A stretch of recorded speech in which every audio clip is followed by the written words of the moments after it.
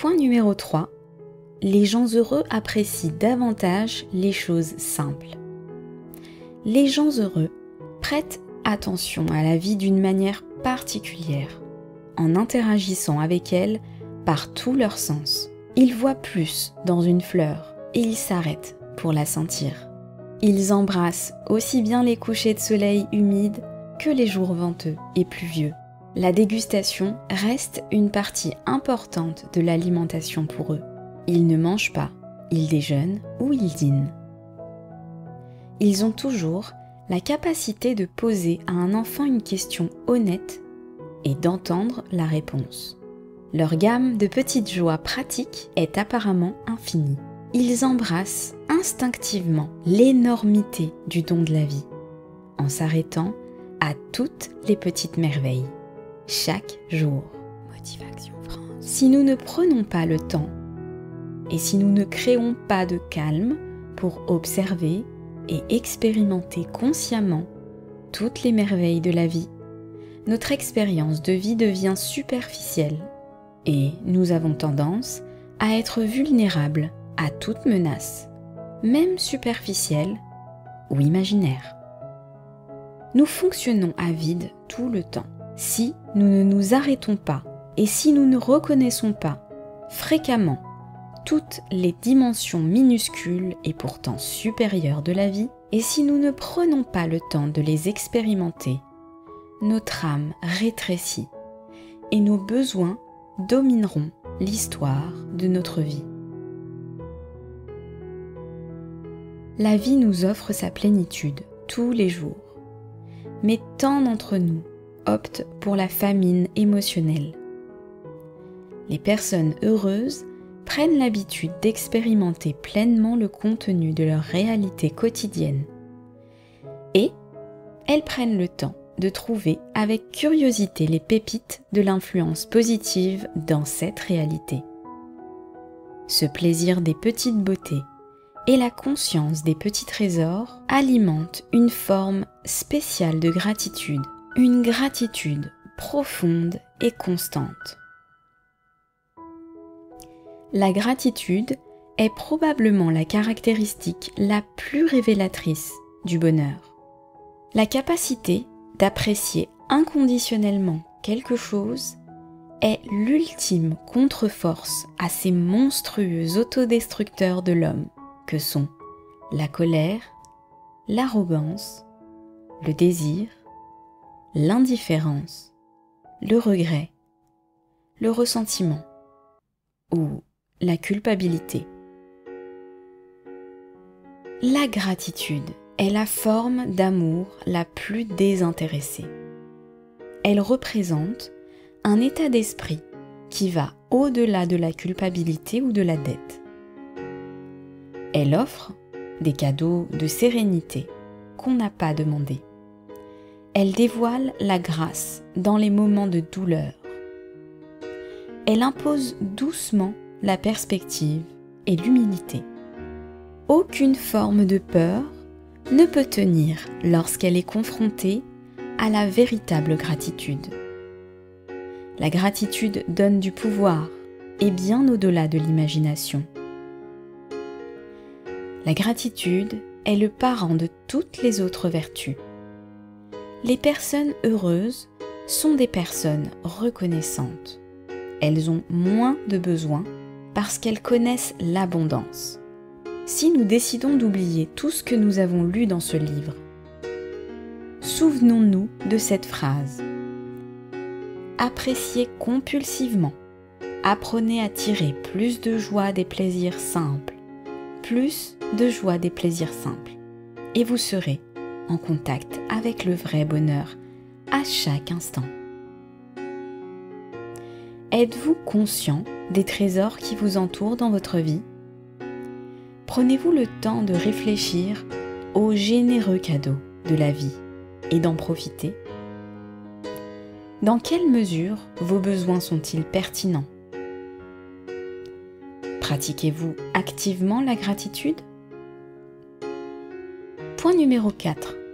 Les personnes heureuses assument leur avenir. Les personnes heureuses s'approprient chaque situation elles prennent en charge leur avenir. Elles l'acceptent au début de chaque année, chaque mois, chaque semaine, chaque jour. Leur vie est une piste propre dans la neige et ils décident comment et où ils vont laisser leurs traces. Ils n'optent pas pour l'impuissance et ils ne se contentent pas de croire que leur avenir est prédéterminé. Ils sont profondément conscients du fait que la vie n'est pas une répétition. Alors, ils choisissent avec soin, activement et continuellement quand ils allouent leurs efforts. Les personnes heureuses refusent de vivre au hasard. Elles prennent des mesures ciblées, décisives et constructives pour réaliser leurs projets. Elles acceptent que ces étapes ne garantissent pas toujours ou ne mènent pas toujours au résultat parfait. Mais elles s'en tiennent néanmoins à une philosophie selon laquelle l'esprit de décision garantit le progrès. Encore une fois, rappelez-vous que les personnes heureuses ne passent pas leur journée nichées dans des draps de coton blanc. Elles vivent des vies réelles, dans des circonstances réelles. Mais elles souffrent beaucoup moins, car elles empêchent beaucoup de choses de mal tourner, grâce à une forte capacité à prendre des décisions réfléchies. Elles s'adaptent aux nouvelles conditions et, si nécessaire, elles les créent même. Elles changent ce qu'elles peuvent. Elles influencent les résultats. Elles ont l'esprit ouvert, mais une volonté ferme dans leur approche de l'avenir. Comment s'y prennent-elles? Tout d'abord, elles font de la planification une priorité dans leur vie. Elles y consacrent beaucoup de temps et en font une routine programmée. Elles construisent des processus de soutien autour d'elles. Leur agenda se compose de 4 principales rubriques, dans un ordre bien précis. En 1, le bien-être personnel. En 2, la solidité de la famille. En 3, le progrès professionnel. Et en 4, la joie de la communauté. Cela couvre toutes les bases de leur vie. Et cela reflète le modèle d'un plan de vie constructif, en commençant par soi-même. Deuxièmement, elles sont très claires sur la nature de leur voyage. Elles savent quel est leur but dans la vie et elles ont défini leurs inspirations et leurs aspirations en conséquence. Elles vivent selon un ensemble de principes choisis, ce qui les empêche d'être distraits par des solutions superficielles, des solutions rapides ou la vie d'autres personnes. Elles sont même prêtes à recevoir leurs valeurs, croyances et hypothèses sur la vie si les faits sur lesquels elles sont basées ont changé, ou si leurs idées ont mûri. Troisièmement, les personnes heureuses se fixent des objectifs constructifs pour elles-mêmes, personnellement et professionnellement. Elles sont claires sur leurs objectifs, ce qui leur permet de fixer des priorités.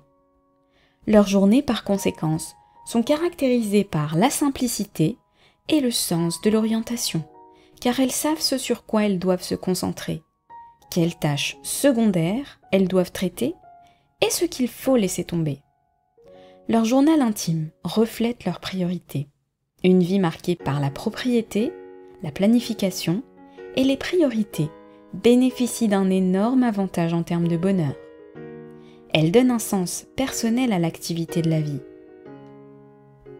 Elle vous procure la joie de l'achèvement et de l'accomplissement. Elle limite le gaspillage. Cette vidéo est terminée, mais il est grand temps de prendre un nouveau tournant. Reprends ta vie en main en 203 jours, soit 29 semaines, grâce à 76 vidéos, un cahier pratique, 22 exercices en 6 modules. De l'estime de soi au changement des habitudes. Accède à un programme détaillé pour garder le cap. Pour en savoir plus et rejoindre le programme, clique sur le lien en description. Et bien sûr, abonne-toi pour recevoir mes vidéos et rejoins la chaîne si tu apprécies mon travail sur cette chaîne. À très bientôt.